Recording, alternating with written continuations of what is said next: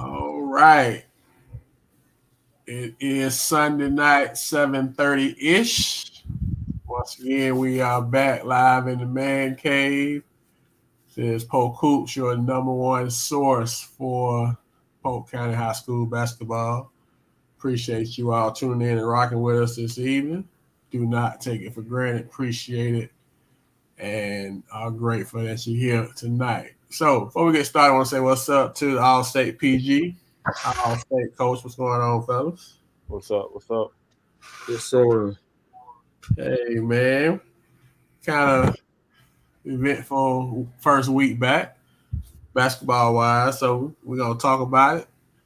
And PG, It was eventful.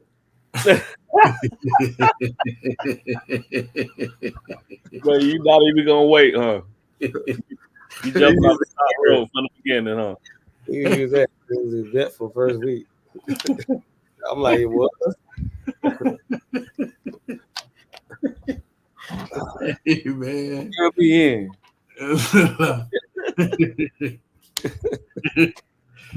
Well, there was some thing, there was some activity, over the past week. We're gonna talk about it.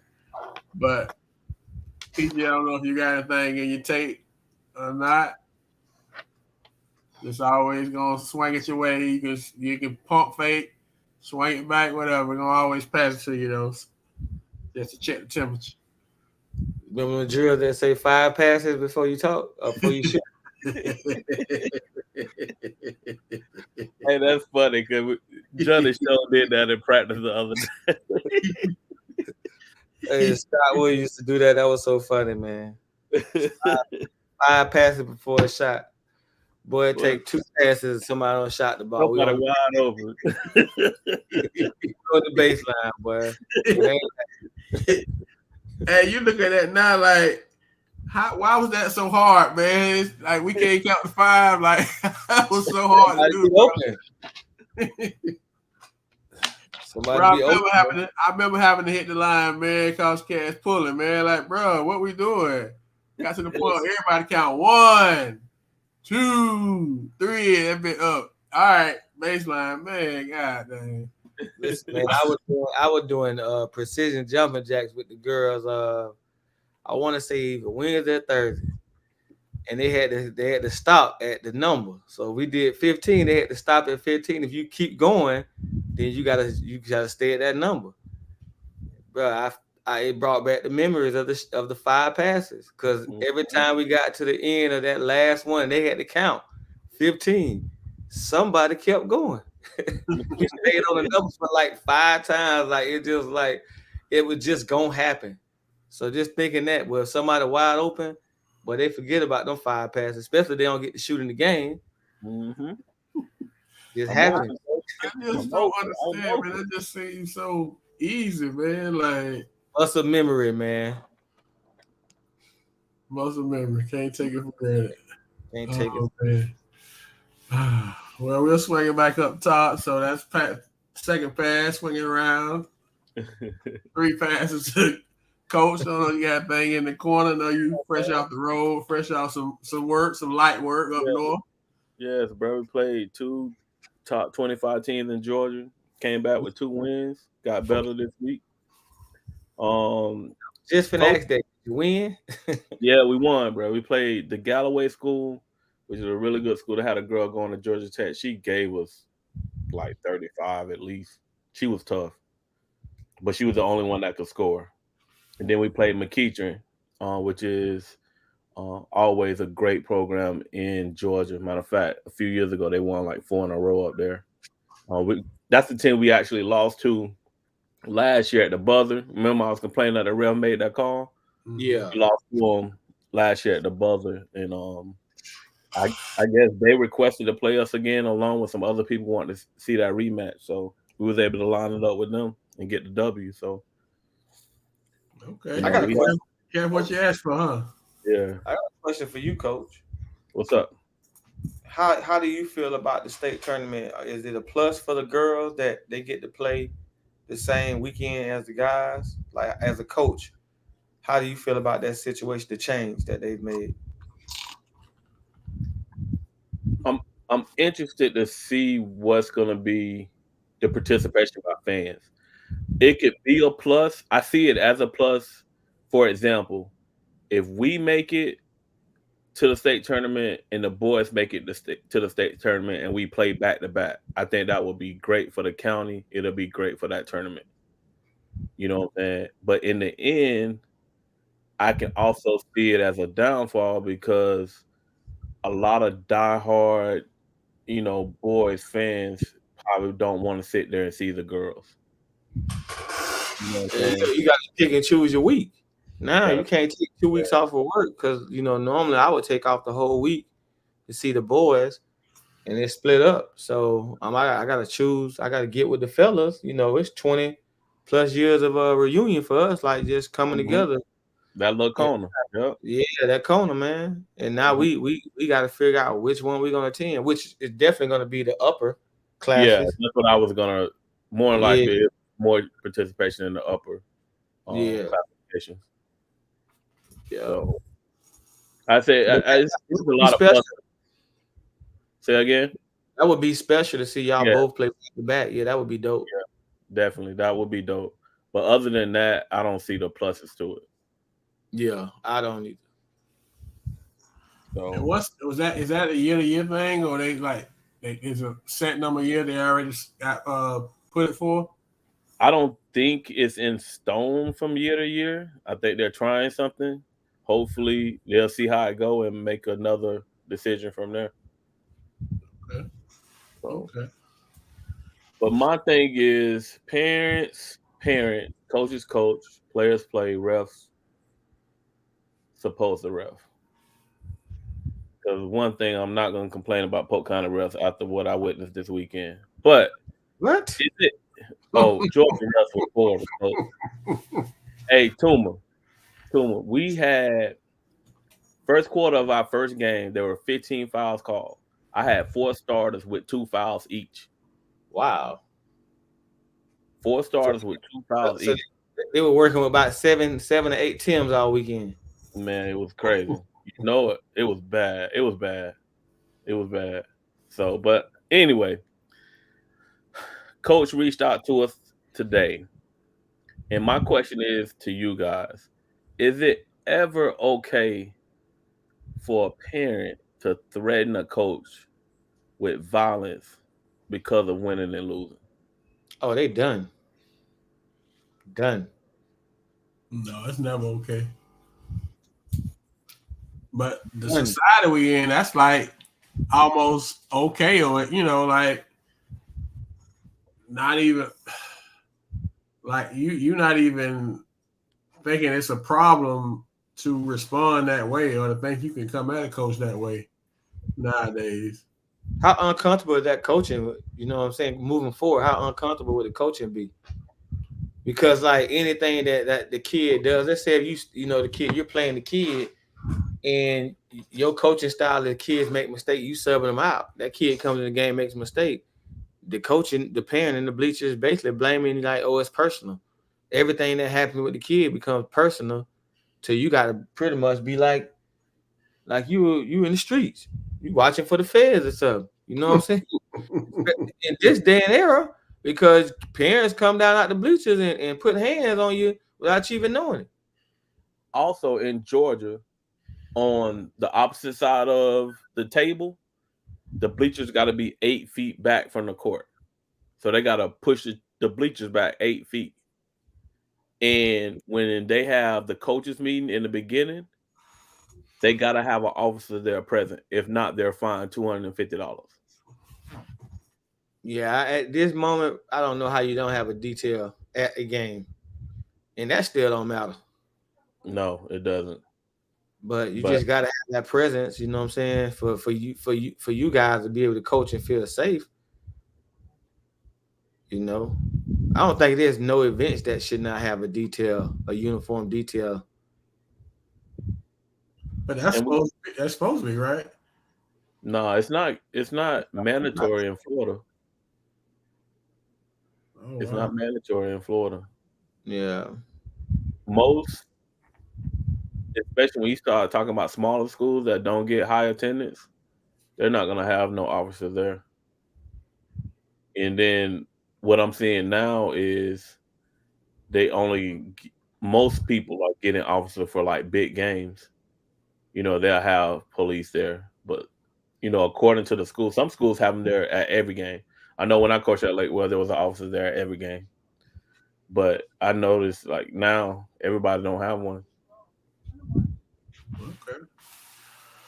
All right. Well, I see we got, I guess, in the chat, so we won't hold him. If you all saw last week's let me hold sudden spotlight on where they now. We focused on Mr. James Taylor, JT Taylor, how most people know him out of Haines City and all the great things he's doing.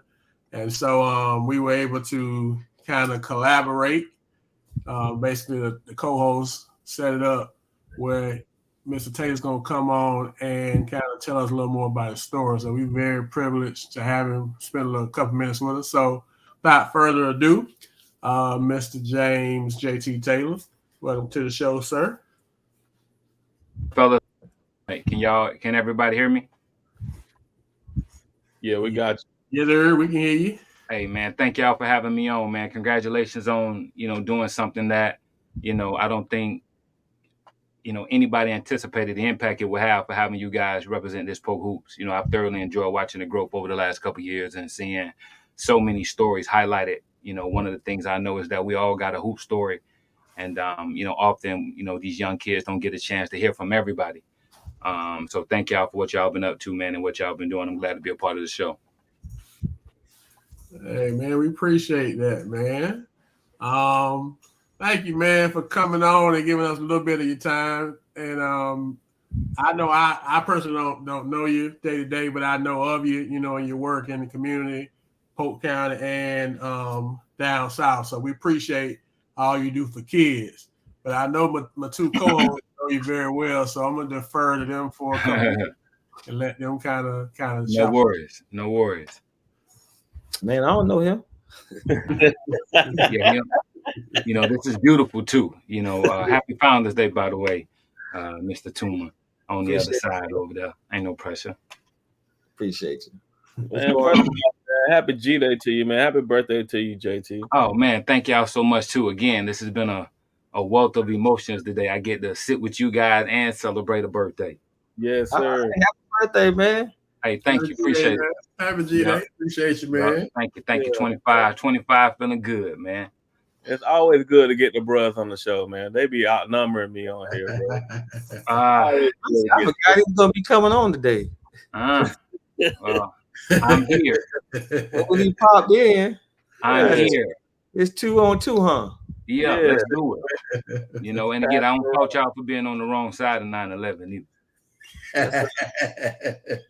Hey, JT, man. Continue with the show. I know that ain't why we here today, but JT, bro, you are a great example of someone that made it out and being successful in the field that they chose.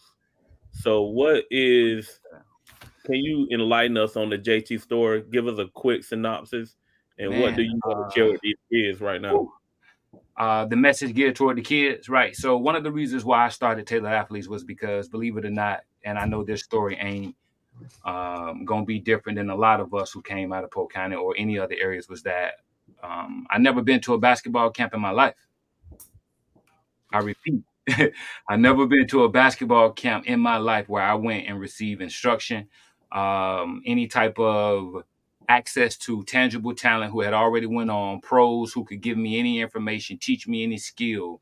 I had some great coaches, some great mentor from the community, but we talking about actually teaching, developing me, giving me access to information that would help me in the background. Y'all see that fifth quarter, get me prepared for the fifth quarter. Unfortunately, I didn't have that. We had good high school coaches. We had good people around, but we just ain't have, outside of that time, access to other individuals that could help. But for me, I don't want nobody to follow in my footsteps identically with my story. What I would love for them to understand is that anything you're seeing me doing now as an adult, prepping, or and I don't want to say prepping, I've been prepped for since I was yay high. So if you see me with a bow tie on, I was rocking them in the first grade. So any suits you see me in today, I was in suits, when I was in elementary school. So a word to the parents, that prep for who you want your athletes to be in the future as adults starts in their childhood, with giving them a standard, a structure, and stuff to live through. Very brief. I won't stay a lot on it, and I know a lot of people, and I've never really shared this a part of my life, but like many, my story gets real crazy with.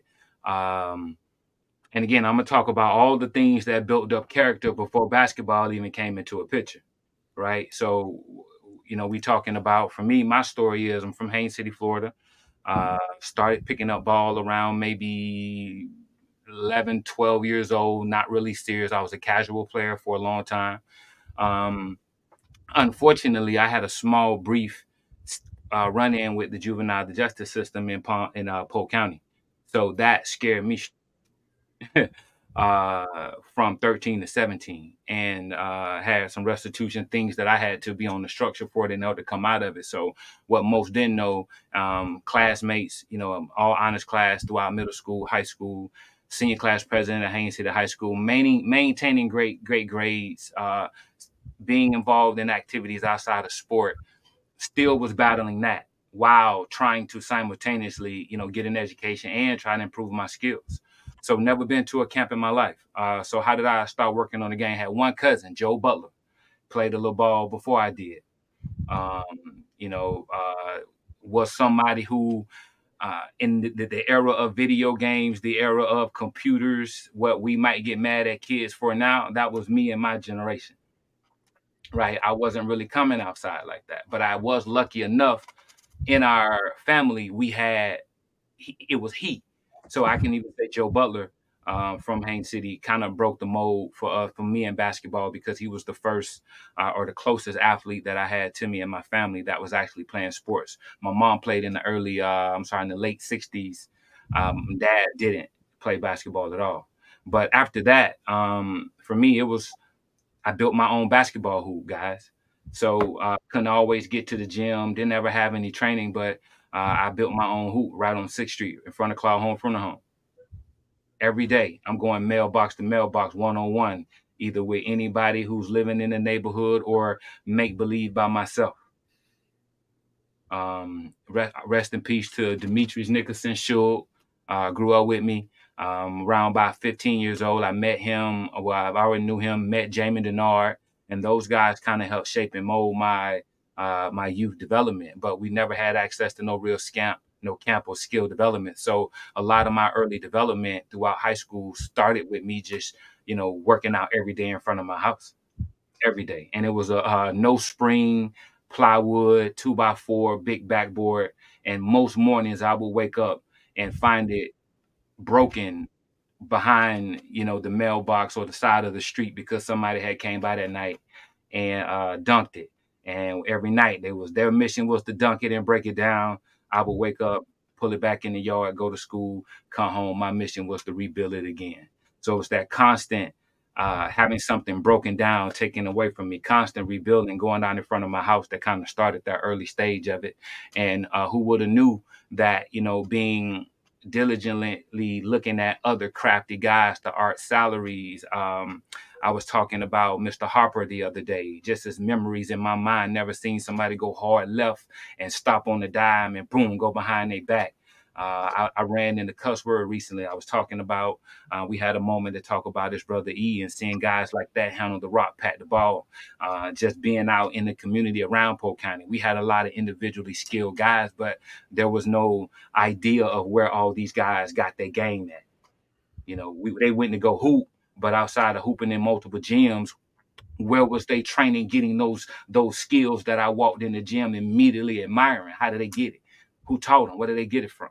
So, like many of them, I was just a student of the game, man. Fell in love with it, and found myself having a balanced childhood and upbringing, that I can balance grades, and love going to school, and found some success in basketball, guys.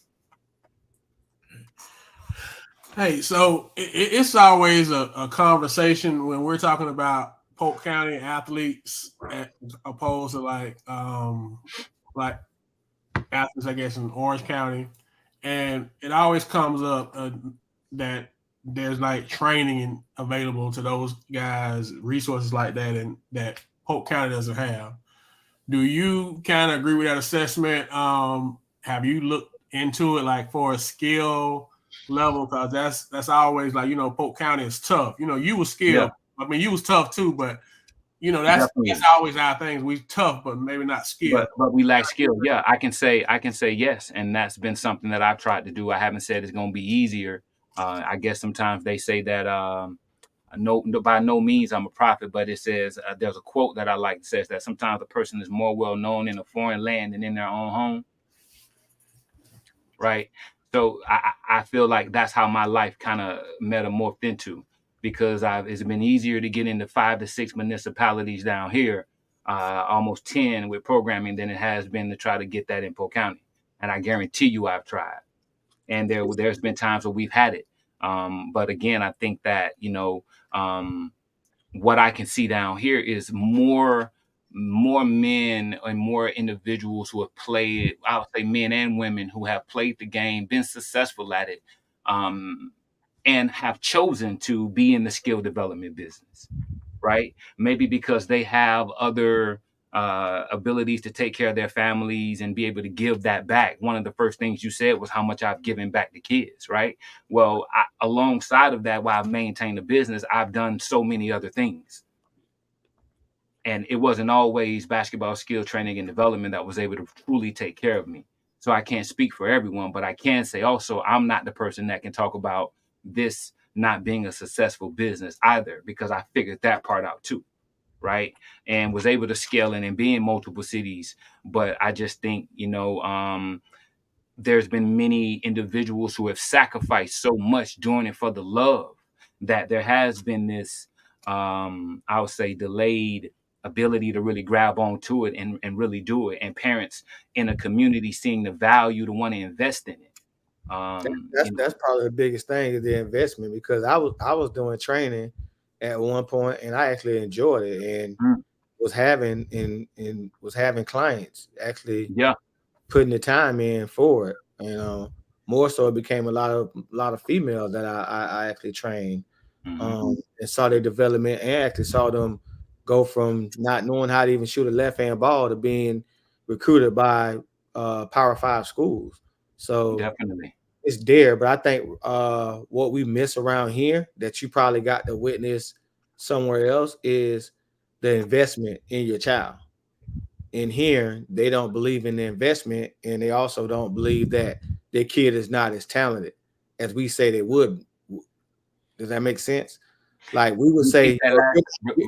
the kid is like we would say, yo, that kid is not as talented as you think, and the parent would be Mhm. like, oh, my kid's a Division I player, Oh, for and sure. we, Oh, and oh we yeah, but I think that's just them rose-colored glasses, right? Like I think regardless of the community you go in, trust me, I've been down in any demographic makeup of a community you could even think of, and I'm letting you know that exists there too. That yeah, it exists exists there. everywhere. Yeah, Yeah, this there, but the investment probably is a little bit more eager to get at you in those cities compared to here when you're talking about the basketball side. definitely. I mean, all I can say is that we've had programs now in Haines City.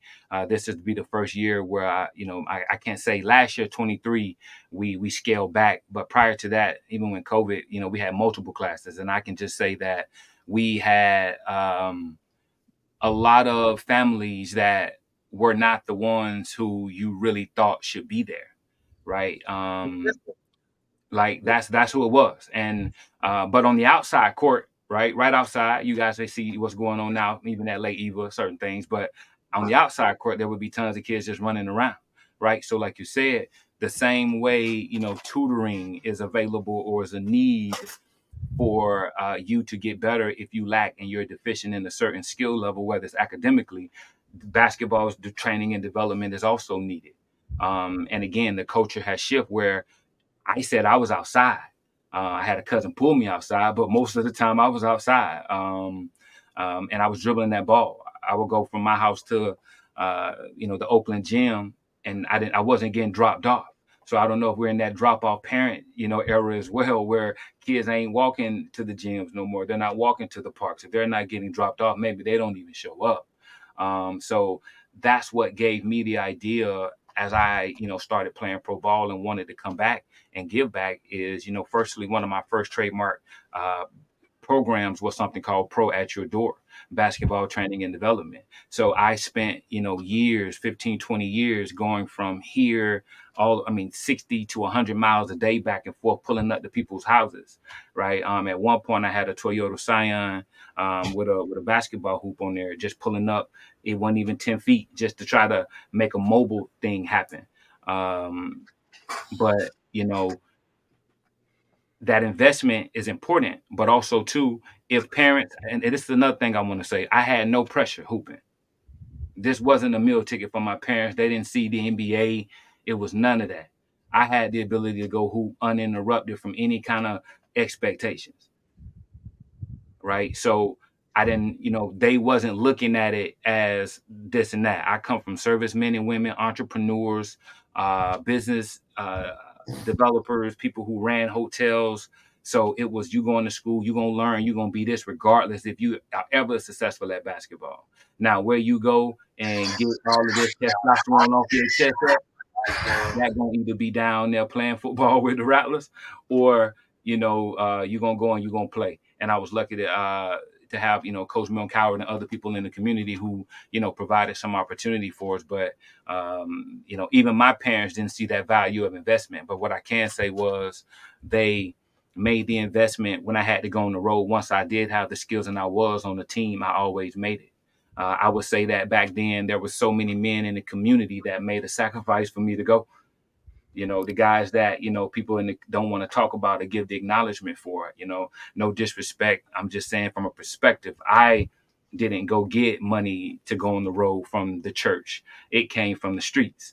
And there was people there with excess to help do that, and they didn't do it just for me, right? They provided those opportunities, but there wasn't an investment in our development, but there was an investment and some sacrifices made for to go and play.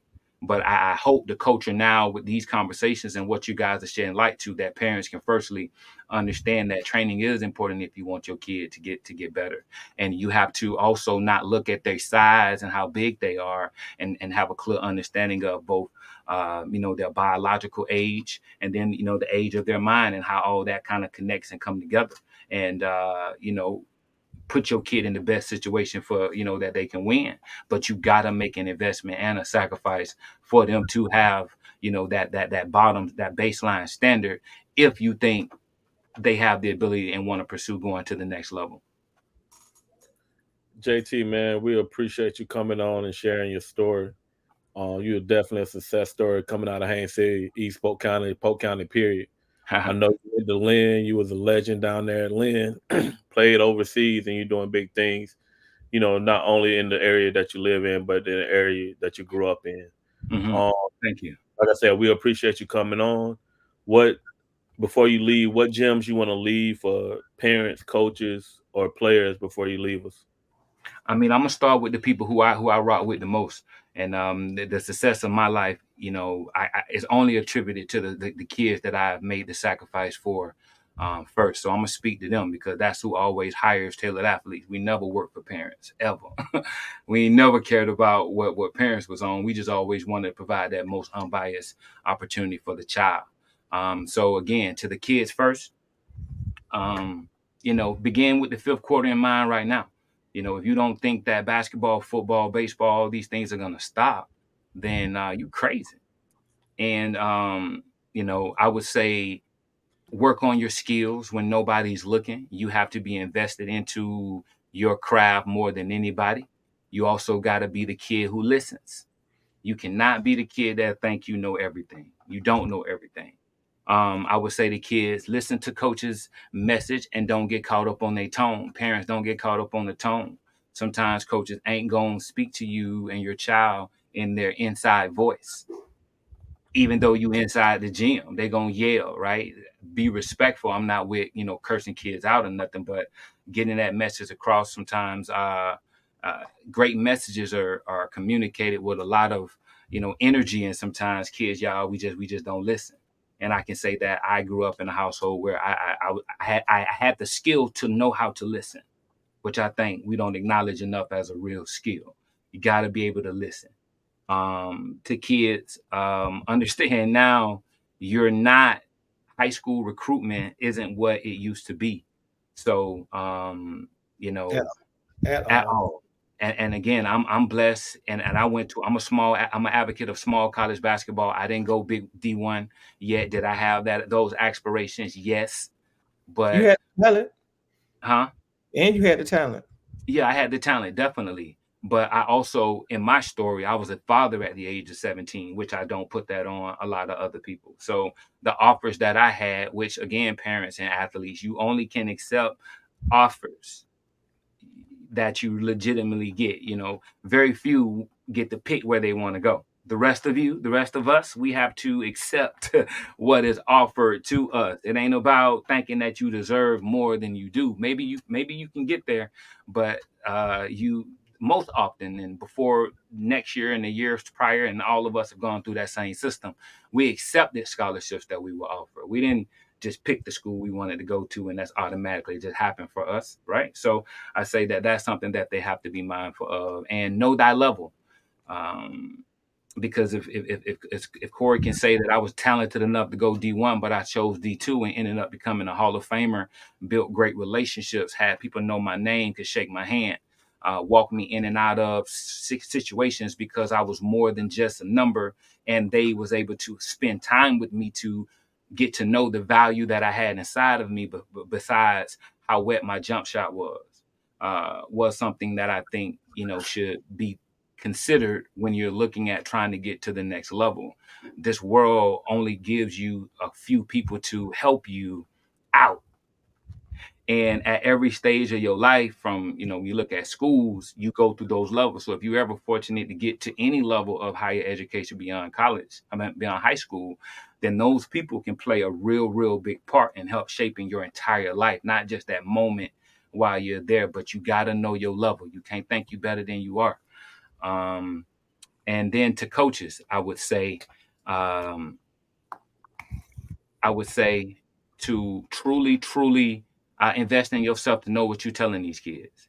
And by no means, if you haven't attained it, I don't think you should be excluded from doing it. Yet, if you haven't done it, then go find somebody who is definitely credible, who's truly done it, and seek their advice. Don't let your ignorance and your ego overshadow what's best for those kids, because that's how you mess their life up. And they not, I don't know how y'all want to see it work out, but coaches, if you ain't developing the skill sets to stay with these young men as they become men, and their needs change in their life, then you're not going to be in their life. You know what I'm saying? Like, I know people look at me and say I'm doing a lot of things, but I'm certified and educated to do everything I'm doing. So I ain't never got to leave now athlete's life. When they're in the fifth grade, I can be there to provide some mentorship and some advice and guidance. When they're 25 and they need money advice, investment advice, real estate advice, business advice, I've acquired those skills too to still be there. They need to get in the gym at 30 and have me help, work them out and go do some business development. We can do that too, but I have those skills. So coaches, go get those skills and be able to stay with these athletes. And I think that'll help prevent y'all from putting your own self above, the young people out here, specifically in the AAU youth market. And anybody who want to talk about that, and who's put in, who's really done it, who's funded it themselves versus who was shoe it at. I can have that debate with any of the guys at any time about that as well, and the impact. But and then my last thing would be the parents is just really, believe. If you truly believe, you got to invest. And then I would say just shut up and watch after that. Would be my last advice to parents. Yeah, real quick, just shut up and watch. Mr. Mr. Yeah, like Man, we do appreciate all you do, all you have done, all you're gonna do, man. Like I Yeah, said, we just want to make sure folks know, man, because we believe in giving people their flowers. I appreciate you We guys. I want to really make sure do. folks know the work you're doing, man. It don't go in vain. We is appreciated by the kids, and we just proud of you, man. Here at Polk Hoop. So thank you Hey for man, giving appreciate it. us. My light just turned off, so that must be time. Yes, The light just turned off for me, so that must be it, team. But hey, appreciate y'all, and again, thank y'all for what y'all do, man. Thank y'all for having me, and again, I look forward to further supporting, and can't wait to be a part of the next episode. yes, sir. Appreciate you, All right, boss bet man. y'all. Appreciate bro. y'all. Have a good night. All right, man. Hey, you got them pictures, right? I got some, but I'm gonna get them other. They going up. They going up this week. Hey man, shout out, man. Shout out to Full Life Promotions. And again, when we talk about impact, I want to give all y'all flowers, man. You guys are doing some tremendous things, and thank you, Corey. Again, you know, a lot of your blueprint, I followed and I've seen it for years, and I want to say, keep doing what you're doing, man. That's for real, and you give a lot back to the community. Everybody sacrifices, and what you're doing, bro. You already know. Keep going. I can't wait to call you Doc soon. So we gonna keep doing it. And again, the other thing I want to say is that I was a young boy, and I was at this major conference, and there was a woman who was brought in, and she was brought in to do etiquette coaching and teaching you how to dine in multiple cultures. Right? Guess where she was from? The Polk room County. probably had to be worth $2 billion. And I just want to say, you ain't got to give me a city, but guess where she was from? Polk County. Polk County. And she got up on the stage, hey y'all, and started her whole spiel. And I had to be maybe like 21, 22 years old. I don't know, like maybe a Tony Robbins type deal. But she said she was from Haines City, Florida, Polk County. And it was one of those things that I ain't sneak that in by the way, as a plug. But I can see how it came off. I can see how it came off. But hey, she said she was from Polk County, man, and it was one of those moments where I was like, dang, this woman from Polk County, and she controlling this room. All these people came here to have her teach them how to eat in different cultures. What?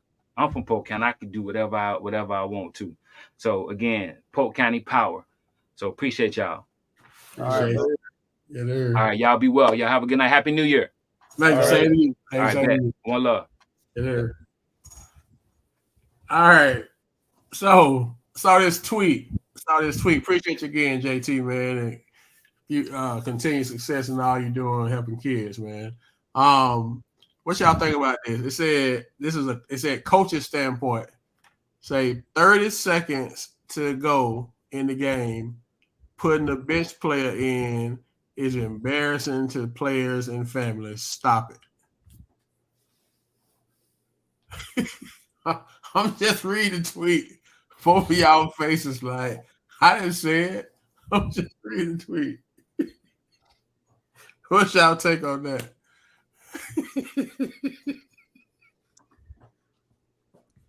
Coach, if MPG, if they do not want to be there, if they don't want to be there, you know what I'm saying? They don't have to be there, Coach. They don't have to be there. I'm gonna tell you, man, from a wise person that I know, he's a great coach, man. Some of these kids are 30 kids, Coach. Come on, 30 kids. You put them in when they up 30, you put them in when you down 30, or you put them in with 30 seconds to go. You know what I'm saying? So I like that one. Yeah. I didn't know the last 30. I had heard the first 2 30s. The last 30, I didn't know about that one. That was good.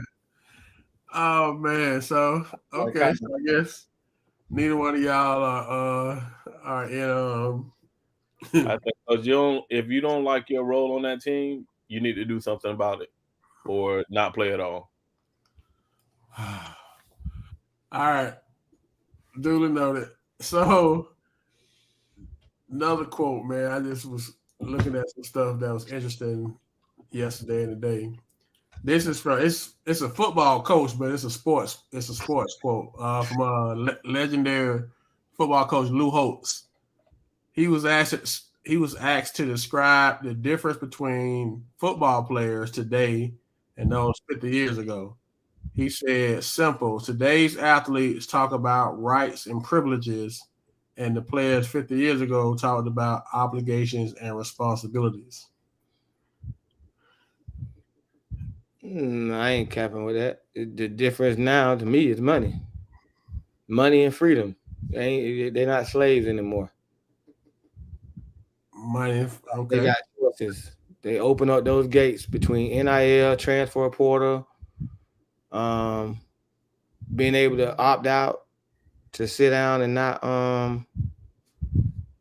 have to play in a bowl game just to save them from injury. You know what I'm saying? I call it they not athletes in college are not slaves anymore. I mean, I'm not mad at what he said, but back then the financials wasn't even a question. The transfer portal was sit out a year, you know. Mm-hmm. So it's not wrong what he said. I mean, it's got a lot of right to it, but I mean, it's just you got options now. With options with families with kids that come from broken families or families where they don't have those financial situations, they gonna take power, and we knew that. He probably couldn't coach in this era. Yeah, I agree with what PG said, Coach. But what I'm taking from it is that somehow the same morals, the same things that they taught back then, as far as becoming men, becoming women, um, having accountability, and things of that nature, have to still be there within today's society. You know what I'm saying? I I think agree. that's what we're losing, is that the parents back then and the parents now, there it's a huge difference on the way that they're teaching their kids. Even coaches being different coaches now. But Somehow we still, huh? did we ever think about the parents now? A lot of these athletes that are coming through now, like for example, let's say college basketball or let's say basketball, and majority of the top players are coming from NBA parents. Facts. So, and then you look at the other parents, most of them have played college basketball at some point. So they didn't get they didn't get the to be in these type of situations they're in, so they're abusing it. They're taking it as pride of like living a dream to their kid. It's easy to do that without even being in the way because of how it is now. Agreed. But like I said, they still have a responsibility in teaching and making them men and women. That's all I'm saying. They Yeah, still yeah, have no, I agree with you. because I'm just tired of hearing this story over and over again. When kids make it, right, they're broke in their first couple years. You know what I'm saying? Or they do something stupid and now they're out the league. You know what I'm saying? Because, you know, maybe they didn't have that support system or someone to tell them and teach and instill these values that are still important today that was back then. That's all I'm saying. No, I I agree. agree. I I agree agree. with Corey wholeheartedly. You know, we're not kids are not slaves no more, and they're finally getting their just due because they don't make billions off those kids. You know what I'm saying? Now it's the kids that have more control. But as a parent, as a coach, as community leaders, mentors, we still have a responsibility in raising that child and making sure that they're prepared for all those temptations and everything that comes with it. That's all I'm saying. Okay. Okay. Okay. So both of y'all have been head coaches. Both of y'all have been assistant coaches. um, this is another thing I saw with a coach. He said great teams have great assistant coaches, and he listed 7 things that great assistants do.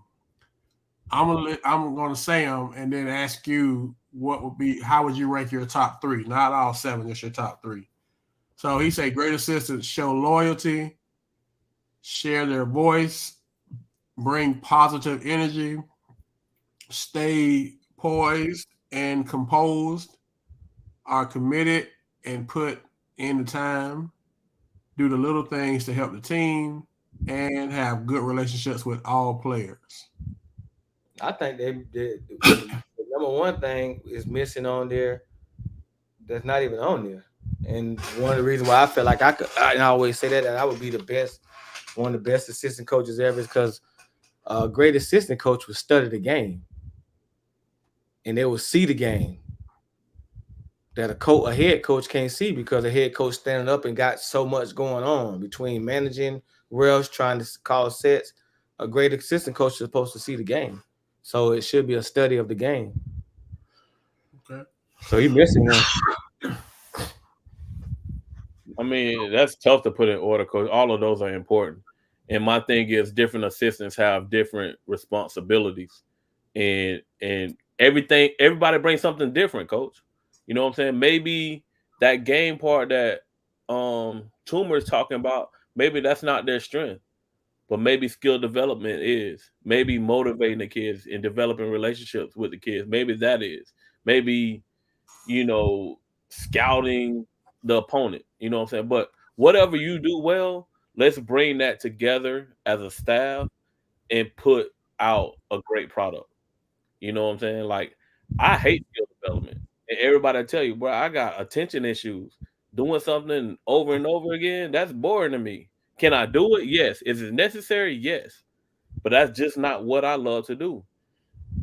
The people that I work with, they love skill development. Hey, y'all have at it. That's y'all. I'll let y'all have it.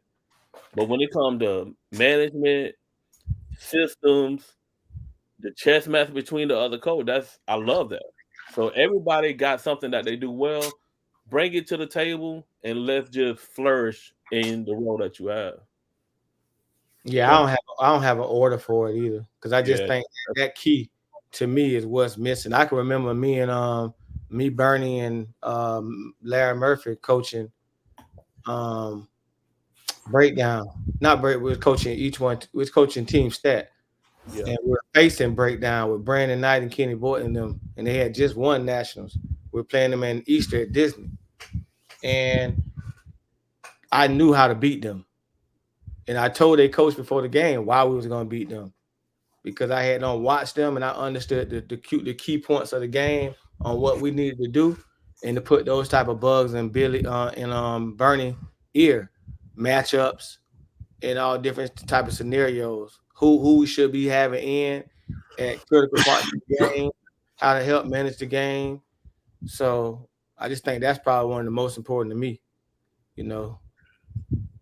So by him not listening, do you think that's the most overlooked and that hurts in that case? For him not to even mention it. No, a lot of them just I don't necessarily say that him not mentioning doesn't mean he's not a great coach or he's missing that point. That's something that the assistant coach should know, not just the head coach. The assistant coach should know and understand that part of the game. You know what I'm saying?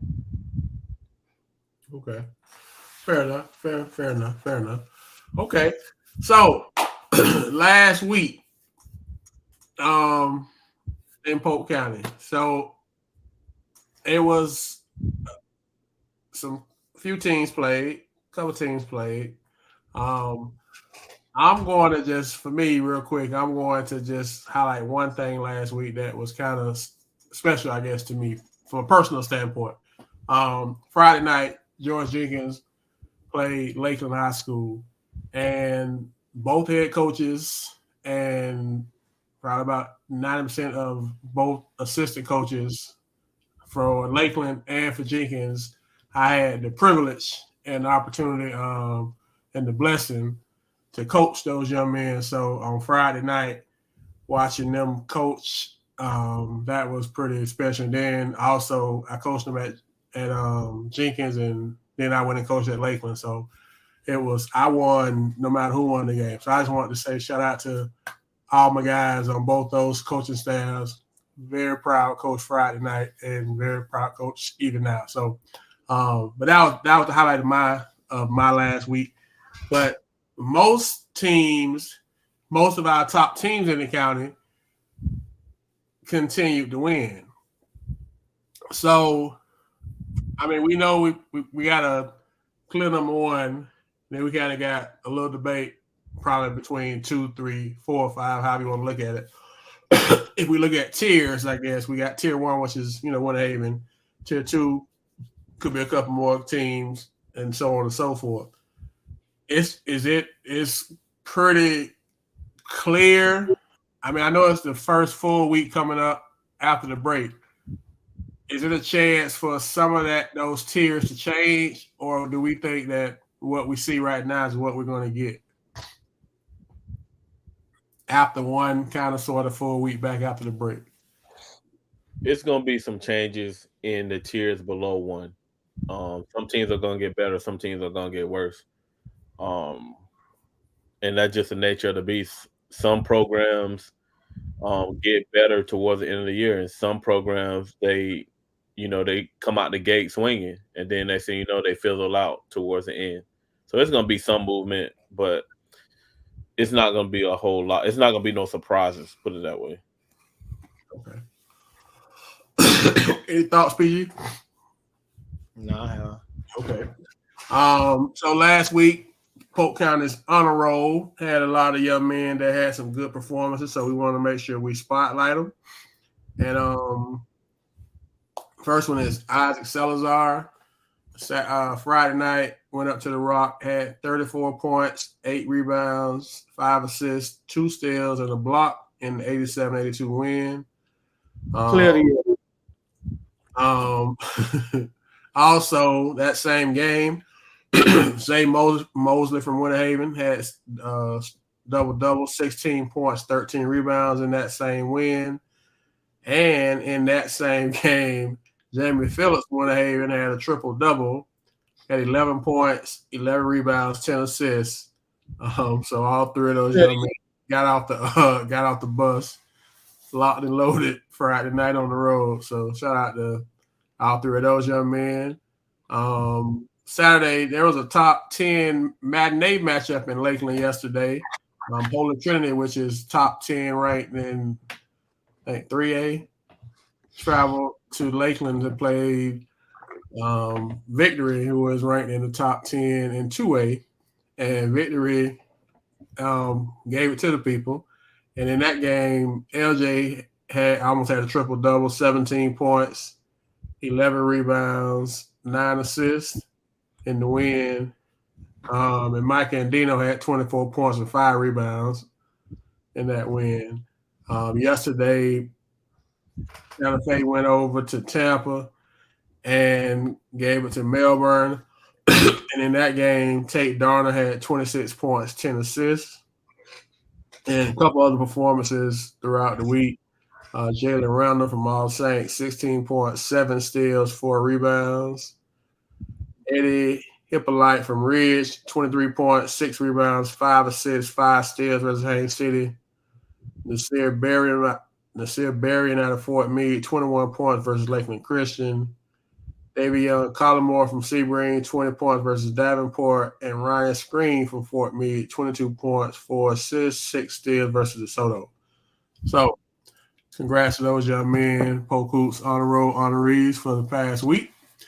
Question. So is this the first, kick it off right now, outside of the kid from Discovery? Our top six guys, they ain't letting us down. They has we seen anybody else that could move in front of these guys the way they've been playing? Because they're all playing at a different level. And then you got the Discovery kid. I think the Discovery kid has moved into that conversation, and out of those top 6, get that separation. You got the first 4. You got LJ, Isaac, JP, and Zay, right? Yeah. Then you got Sessoms and Darner, right? That's our top 6. Sessoms, playing at a high level. All playing at a high level. And then Bash is too. Bash is what, number 6 or 7 too, right? Yeah, so you got the top 7, and then plus the kid from Livingston kid. from That on 8. Discovery. I said Vash leading the state in scoring. Yeah, we're So- gonna get killed. We're gonna get crucified because you only picked 6 on the top. Yeah, that getting 8 out of 6. That's gonna be right, man. Make some history. I don't know. That's gonna be some tough. That's gonna be tough. We might let the coaches help us on that one this year. Let the coaches poll in and take a coach percentage. Boy, we're gonna need it. All 3 of us 25%, and the coaches get the other 25% for that for the Polk Hoop team. That's a great point. You got 8 guys going in the 4. Boy, they can get 15 of my percent and get started. ain't getting no points, bro. top 8 players. Osborne kid, from a couple years ago, I knew the kid was gonna be tough, and I said, before the season started that Wheelings was gonna have a kid that was gonna put us in the conversation. Like that kid at Discovery right now, bro, he's making a strong case to be in that first team. And that's the thing that he's making a strong case, right? Strong case. Them top 6 and 7, them top 7 ain't disappointing us. No, so not you at can't all. That's hard. You got to think, man, the schedule that Winter Haven's playing right now, and have 3 kids in the honor roll putting up those type of numbers. That's tough, coach. Those numbers playing against the Rock, that's tough. Yeah. Co-players of the year, man. That holds weight right there. Yeah. Just imagine, coach, if you tell Woodside he gonna get out the bus, he gonna get 34, 16, and triple double. He gonna get 34, a double double, and a triple double out his 3 main guys. Mm-hmm. Man, that's a coach dream, man. You get off the bus and everybody get off the bus with you. That's how it's supposed to be. Like sometimes you leave some cats home and you don't realize it till you midway through the first quarter. Like, man, what's going on? They're doing it against high level competition, coach. And they playing people, coach. They ain't running from them folks, man. They run it. I mean, they running to it, not from it. So anyway, they rank number 2 in the state right now. Number 2 in the state right now. All right. So what we talking about? So, shout out to them 8 players, man, who managed to keep doing everything you're doing. Shout out to the great 8. The great 8. Yeah, the elite 8. Hey, there it is. Shout out to the elite 8. Polk Hoops elite 8. Mid-season elite 8. We might put that up tomorrow. Write that down. Oh, yes, sir, Frat. That ain't even the question. It's Winter Haven. ... Polk Hoops elite mid-season elite 8. Oh, that's a go right there. We posting that tomorrow. All right, so this week's top 10 had some movement.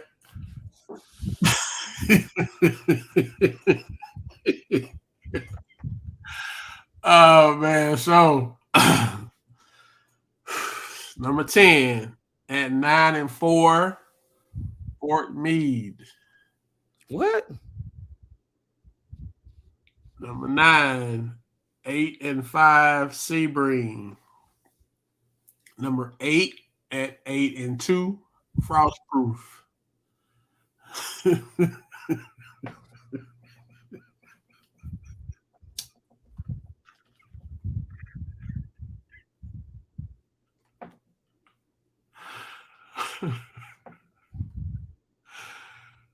All right, man. The show must go on. That's what they say in Hollywood. The show must go on.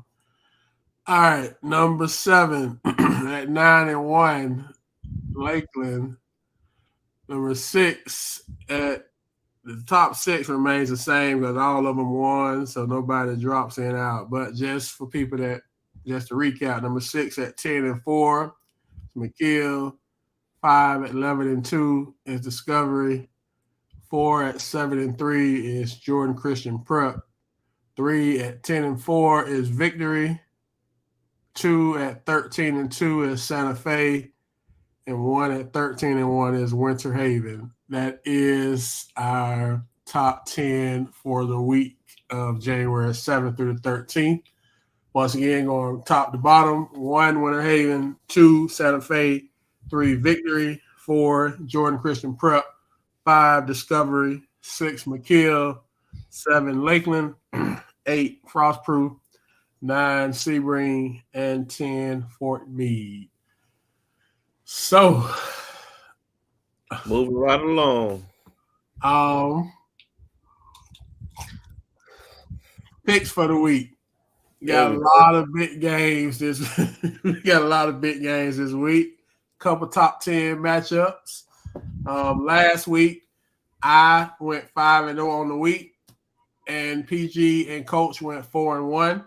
The difference being I picked Lakeland, and PG and the Coach picked Bartow. So at this point, we are at home, Coach. You picked Bartow, Coach.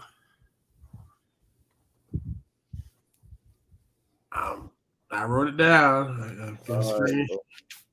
So at this point, if he did, my bad, Coach. I wrote down Bartow. All of us are tied at 25-5. 9 games this week, so it should be a little separation this week.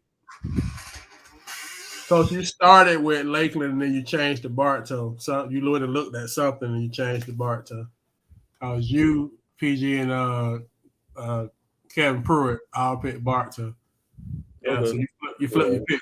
See the check guy. So 9 games starting on Tuesday night. Discovery at Davenport. Discovery.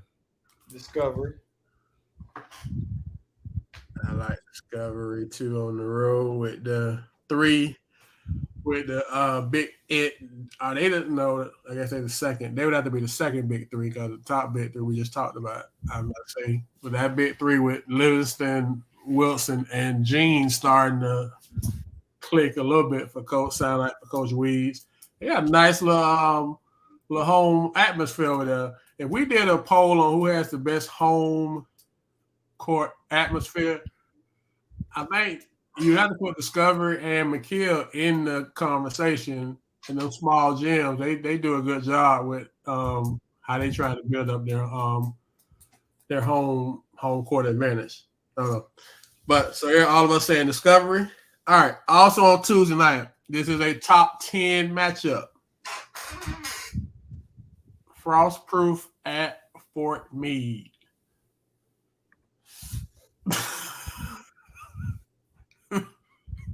Man, it's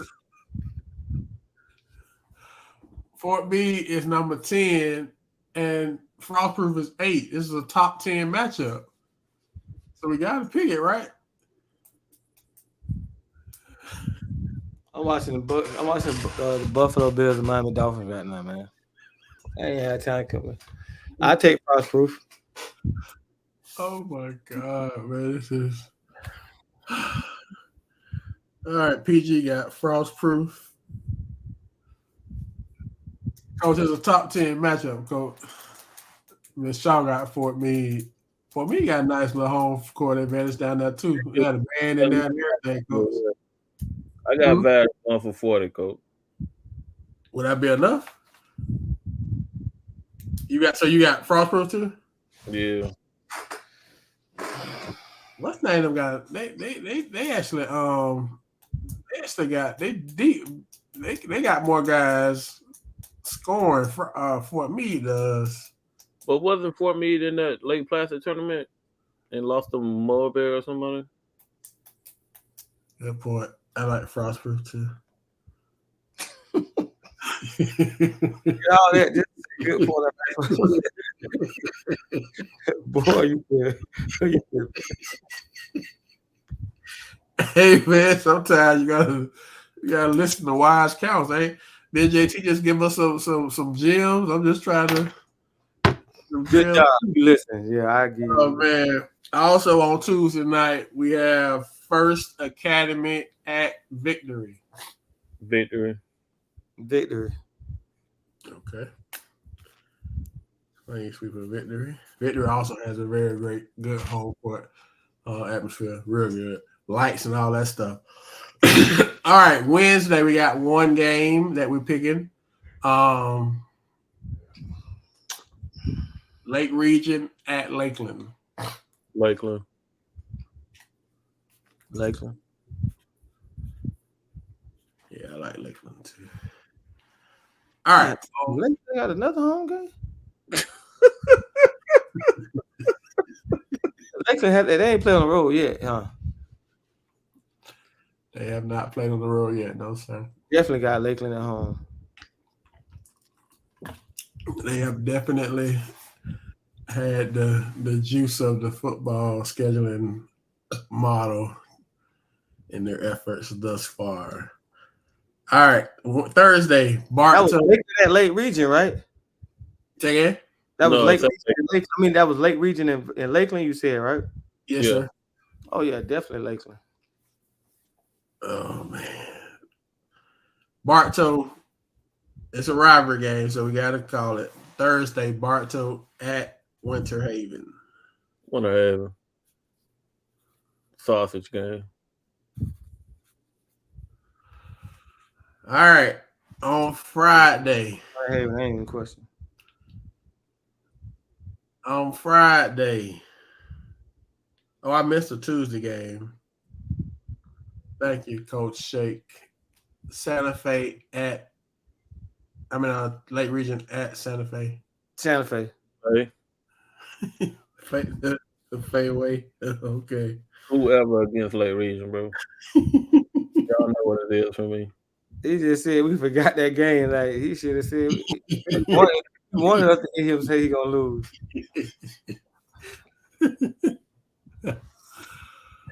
We know Lakeland plays Kathleen Tuesday. We don't pick every game. We just pick some games. That'll be Lakeland's first away game on Tuesday night. They go to Kathleen, but we're not picking that game in this. All right, Friday, big game. Jordan Christian Prep at the Rock. At the Rock? I'm going to take the Rock. Yeah, I don't know enough about Jordan Christian Prep to be playing a team like that. I say Rock. Who would like the Rock? Who you like, Coach? I like the Rock. At the Rock. So the Rock only. So no Polk County teams play Jordan Christian Prep? No. All right. No, not right now, but maybe. It's a chance. I'll tell y'all off the air. Well, you're gonna lose. You're gonna lose though, Coach.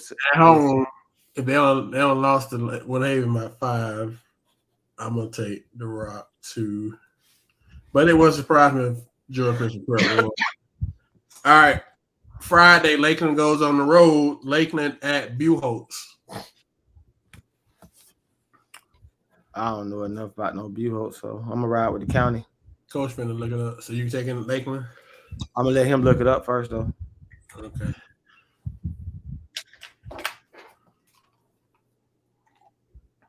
Is there any other game we can go to and come back? Yes, sir. So Saturday we got 2 good ones. Winter Haven versus FSU High School. Winter Haven. Winter Haven. Okay. And also Saturday we have Victory at Bell Creek Academy. Victory. Yeah, that's gonna be a good game. But I'm gonna take Victory too.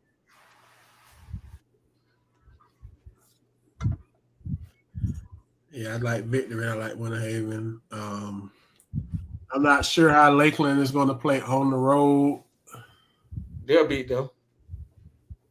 So that they can go in the Buchholz and knock them off.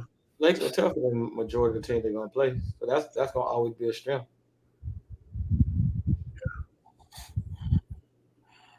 Tough and they respect the coach. I pick Lakeland, Coach.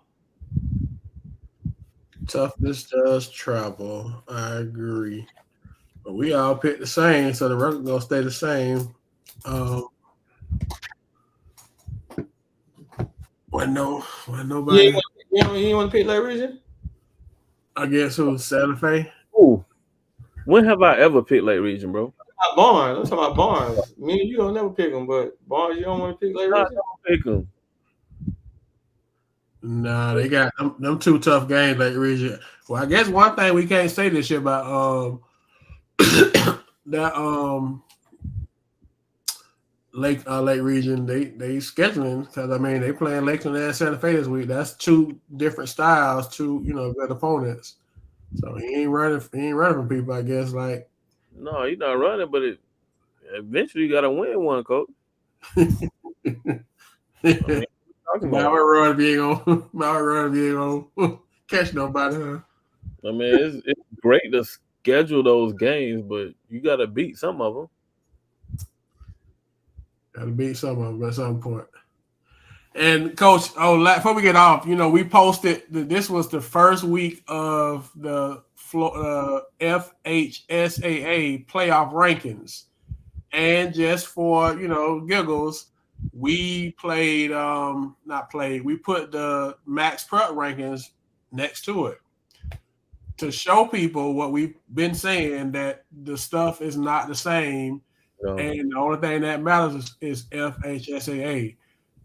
Was any of that stuff a surprise to you, coach, coming out, or it just kind of fell how you thought it would? The first one, we know it's going to change because they do it every week, so it'll be fluid. But Coach, I it love kind of line up. Leesburg. What happened? I love Leesburg. Man, Sean gonna put that sausage in him, man. I don't even know why he put that up there. So And they homeboys, and he gonna give him that sausage. I give him swear. a burger, huh, coach? Not a sausage, a burger, huh? Roger Wood Hey, Oh man, only two of our teams ranked in the top 10. overall. Yeah, overall, the FS, the eighth in their class, like the Florida High School State. Yeah, in their class, yes. It's only Victory and Winter Haven on the two ranked. I think Santa Fe is too. Santa Fe ranked. I Santa Fe right too, but them on the 3. Yeah. Yeah, Santa Fe is too. I'll tell you exactly what the number is.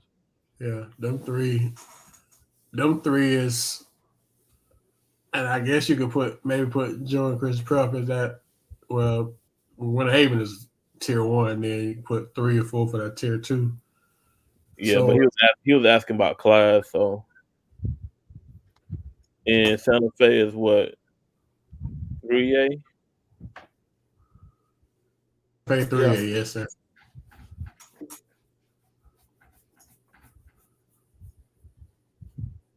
Cole, we got love for you, man.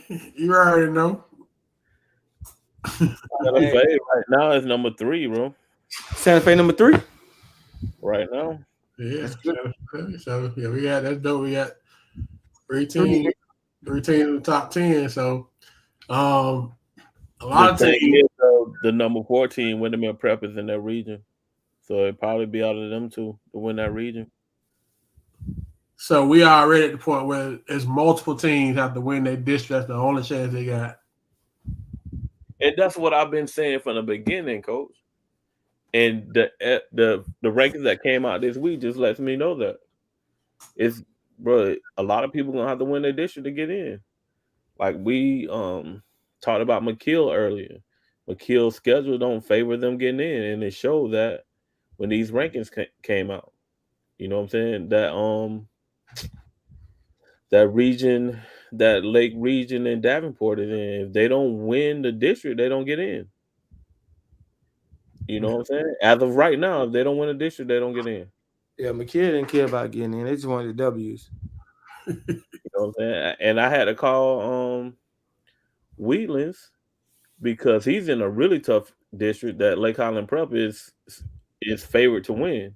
Right now, he's number 4 in the region. I was like, bro, you have to keep that ranking just to make sure that you get in. You know what I'm saying? Right now, Bartow don't get in. Only right now, Lakeland will be the only one out of that district get in. What would they have them? What they got Lakeland ranked? I think it was like 4. There was 4 in that region. So if Bartow don't win the district, they don't get in. It's already some Hail Marys already. First week of January. Because, but that's what I've been trying to say from the beginning. When you start talking about scheduling, you start talking about staple wins, and how down the county is.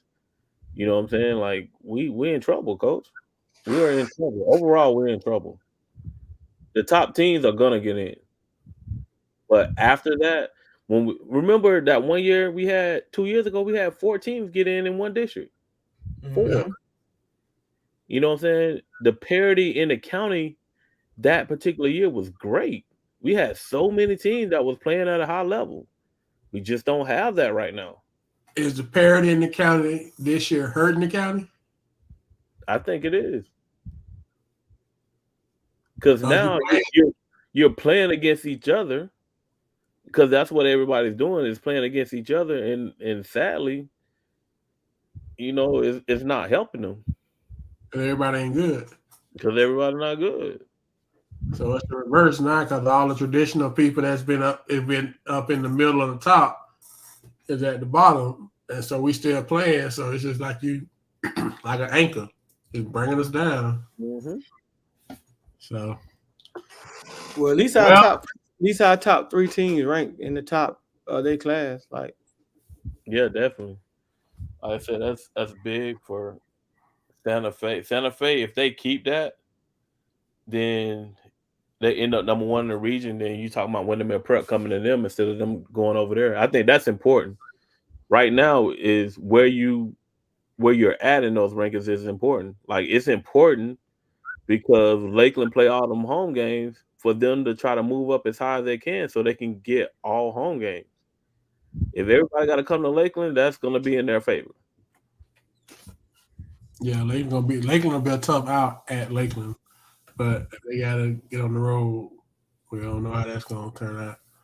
But tough do travel. But anyway, all right. So we got a busy week ahead in Polk County with all the basketball games. So the 10 that we picked, hopefully they will be worth the price of admission. So we appreciate y'all rocking with us tonight. We do not take it for granted, man. Y'all be great this week. Y'all be safe. And until next time, Polk Hoops, we out.